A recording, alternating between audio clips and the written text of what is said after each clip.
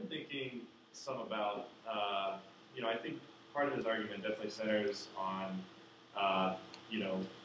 flat control of capital within sports, right?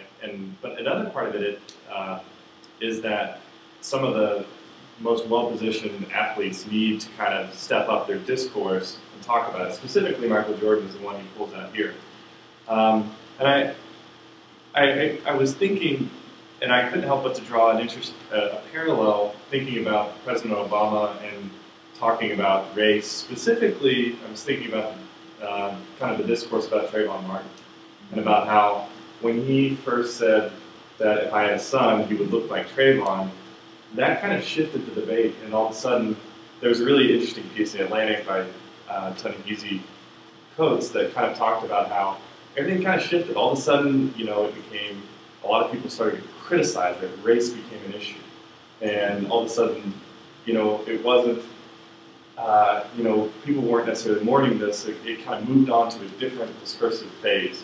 So I wonder, to what extent do we have to worry about that if, a well-positioned athlete like a LeBron James or Michael Jordan, how should we, or how should they, what is a good way to go about that, to bring up that discourse, to move things forward?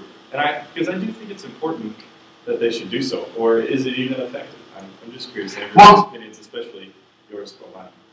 Yeah, well, I think it's a two-part issue. One, I think we need to ask the very real question about how many of these cats are legitimately capable or qualified to begin the discourse that we talk about, and how do you fix that? That's what Rhoden talks in the book about the conveyor belt, where his basic idea or the notion that he's positing is that you get these guys on the money train early and you can keep quiet forever, right? Now, the part in that I find to be interesting is that most of these guys aren't going to make endorsement money, right? There's only really a small handful of guys in any league that's going to make legitimate endorsement money. Like, what's their fear? It's pretty much a bottom line sort of thing from there on your talent. Except we've got examples like the Craig Hodges and Mahmoud Abdul-Rauf of the world, who were quite obviously blackballed from the league for political type issues or for stands and such like that.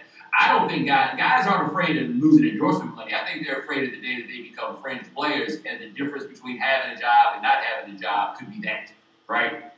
So that part, I think, is the greatest impediment to the discourse, is there is a legitimate fear. And look, man, there's a great historical track record about the game will stomp you down if you get a little bit too far out of hand. Now, as for like the Trayvon discussion, I thought it was a great point, and Coates put it very well, that all of a sudden when Obama said that if I had a son, he looked like Trayvon, and suddenly this became racialized, and how do we improve this discourse? That is one of those things that the media doesn't help this, but we kind of societally have to be better. Like, one thing I am not so big on doing is chastising guys for being afraid of the backlash that comes from mentioning issues of race, because I deal with it every day, and I'm equipped.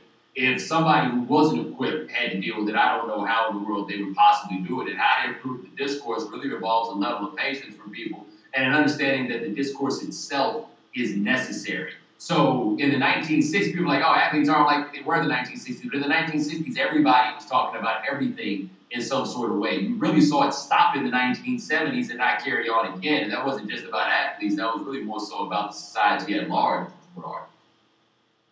One of the things I found interesting about that chapter was, and one of the questions it raised for me was when he was talking about Chris Webber and how there was pressure on him to attend an HBCU, and these, how people were kind of pushing him in that direction, a direction he ultimately decided not to go. And it made me wonder if an athlete now who was supremely talented, a five-star recruit or whatever, chose to go to an HBCU, would his, professional career, would his possibility of playing professionally be diminished at all? Would people, would teams, if Robert Griffin had decided to go to an HBCU, would people be more wary of choosing, selecting him so high in the draft because he, did exhibit this kind of political consciousness and this, unwillingness to kind of go along with an exploitative system?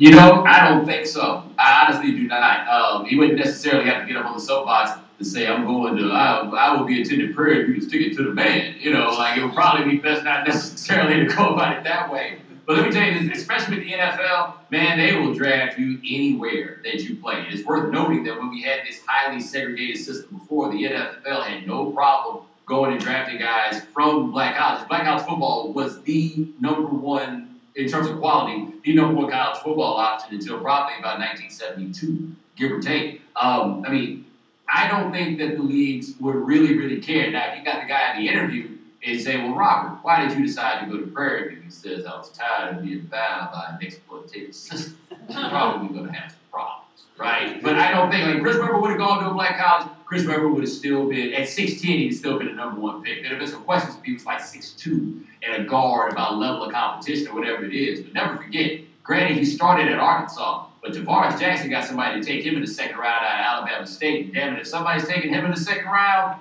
they'll take you in the second round too. And then I guess going on this question of whether or not athletes are speaking up and taking a more prominent role in addressing these issues or bringing up these issues to the broader public, I had kind of, and I don't know if we'll want to talk about it because it's kind of a weird historical question, but in his first chapter, when he's talking about this boxer, Tom Molyneux, who frees himself, or who earns his freedom through boxing matches, and then moves to England, and becomes this kind of international boxing star.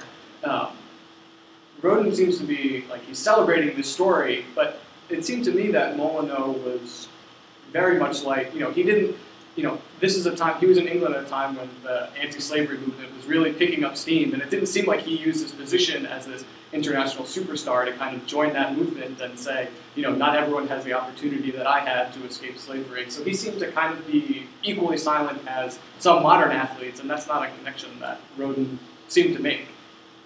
Yeah, I felt like that. I had that same feeling too when I read that, as if Rhoden had an understanding of the circumstances Molyneux was in, and therefore, he got why he wouldn't necessarily say anything, but didn't seem to have that same feeling about the people. He's got these young guys in the United States, which, by the way, is perhaps a generational sort of thing, right? Like, hey, I had to go through fire hoses and everything else. Boy, got it easy. Not that Rhoden talks like that, but it's the same sort of argument, and it is not being applied to the people above him. Was kind of funny, and I just had to share this with somebody since we thought about it.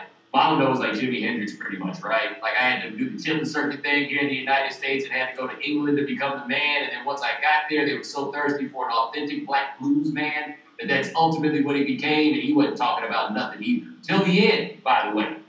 When Hendrix started getting unpopular, when he started dedicating songs to Martin Luther King and got off the anti-war bandwagon and everything else, right?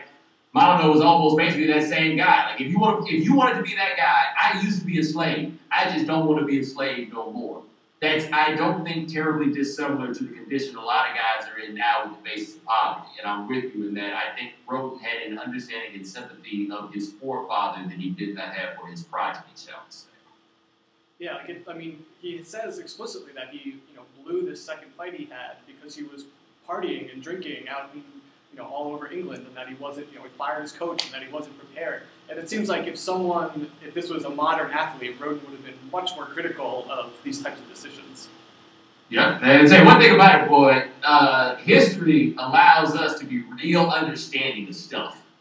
Like, when we start talking about the guys back in the day, it's amazing how back in the day, it's, oh man, you'll never believe, because we're almost like so amazed to find out that people were fuck-ups back then just like we are now, right? Like Mickey Mantle. We can talk about Mickey Mantle in these romantic terms, but would you want Mickey Mantle on your team now?